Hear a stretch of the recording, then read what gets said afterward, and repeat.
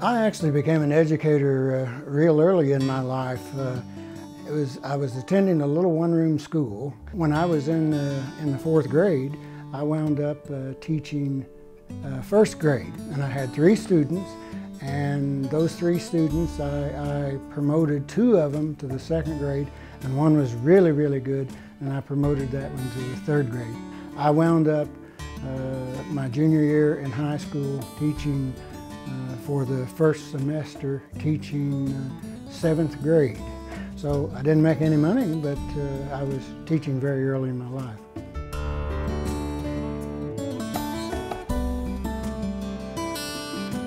We had a book that we used in history class. It was a book about a pioneer family coming into the United States and settling. And the book did generation after generation after generation, but it ended in the 1800s. The first writing I ever remember doing in my life was taking that book and creating actually 2 more generations. The first poetry where I really got interested in poetry was through Jesse Stewart, and I saw Jesse's book, Man with the Bull-Tongued Plow, and I carried it around. I had a paperback, carried it around my pocket and read those poems. And I wanted to do a book called The Boy with the Silver Hoe, and it was going to match up with Jesse's The Man with the Bull-Tongued Plow.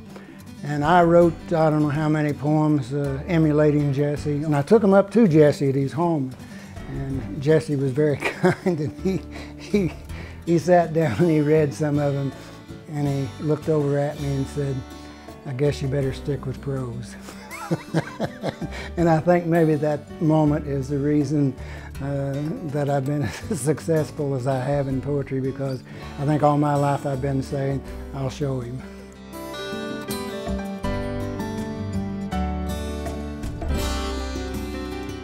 I went away to Baldwin Wallace College to start, and then transferred to Berea College back in the mountains and did my undergraduate work. And I wanted to get back to the mountains, so when I finished graduate school at the University of Iowa, I went to Harlan County, Kentucky, and indeed was back in the mountains. Some unfortunate things happened there, and I got run out of Harlan County because of a book of poetry that my students did called Tomorrow's People. And a great educator who was head of the community college system by the name of Ellis Hartford said to me that I could teach in any community college I wanted to. And I said to him, I said, "Dr. Hartford, where do you want me to teach?" And he said, "We've got a new community college opening up in Louisville, and I'd like you to go there and teach." Put out a notice that I was going to teach a writing class. The first 50 students that signed up were the ones that I took. And that really was the first class taught at the community college here in Louisville.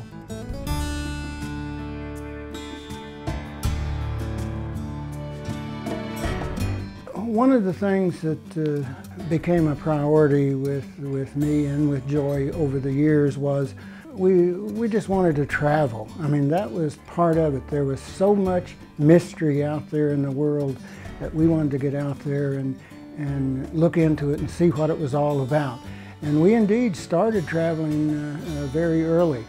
One of our ventures was into Papua New Guinea. And in Papua New Guinea we met a beautiful person by the name of Paji Haroli. That's his tribal name. The Australian name for him was Stephen Humby, but we always called him Paji because we wanted to continue their tradition. And Paji we brought to the United States at the Corn Island Storytelling Festival. He was the first Huli ever to come to the United States. When he came here, he had never seen a traffic light. He had never seen a Coke machine. Especially had never seen a garage door opener. And when he went back to Papua New Guinea, they made him sit up for 3 days and 3 nights telling everything that had happened to him on his venture here.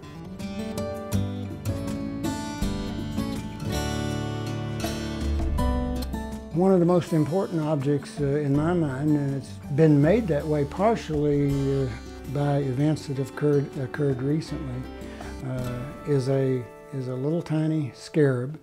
And in 1972, we went to Egypt, and in Egypt, in Cairo, I bought a number of objects then, and two of the objects were two little tiny scarabs. In a sense, the Cultural Heritage Gallery here, that little scarab, I would have to say, is kind of the beginning. It's kind of the kernel that says all of this wonderful stuff's going to be happening.